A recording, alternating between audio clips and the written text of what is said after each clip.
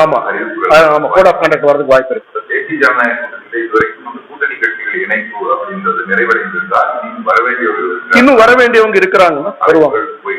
இன்னும் வர வேண்டியவங்க இருக்கிறாங்க, வருவாங்கன்ற நம்பிக்கை இருக்கு. இன்னும் மிகப்பெரிய ஒரு பலத்தை வந்து தேசிய ஜனநாயக கூட்டணிக்கு வரும்ன்றதுல நம்பிக்கை இருக்கு எங்களுக்கு. தேனி மாவட்டம் கேட்கிறேன். தேனி மண்ணின் மைந்தரா இருந்த முன்னாள் ஓ பன்னீர்செல்வம் அவருக்கு எந்த அளவுக்கு நம்ம பேச்சுவார்த்தை நடத்தியிருக்கோம், எந்த அளவுக்கு அவர் மீண்டும் தேசிய ஜனநாயக கூட்டணியில் இணைவதற்கான வாய்ப்புகள்?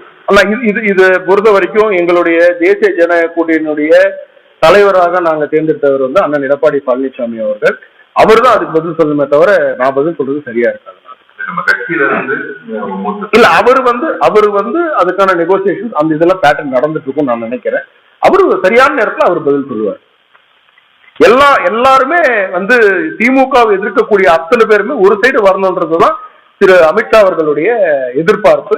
நல்லது நடக்கும், உறுதியா தேசிய ஜனநாயக கூட்டணி ஆட்சிக்கு வரும். அன்புமணி ராமதாஸ் அவர்கள் தலைமையிலான பாமக ஆல்ரெடி நம்மளோட வந்து இணைஞ்சுட்டாங்க. அதான் மற்றவங்க அவங்களுமே வரதுக்கான வாய்ப்புகள் இருக்குன்னு தான் நான் நினைக்கிறேன்.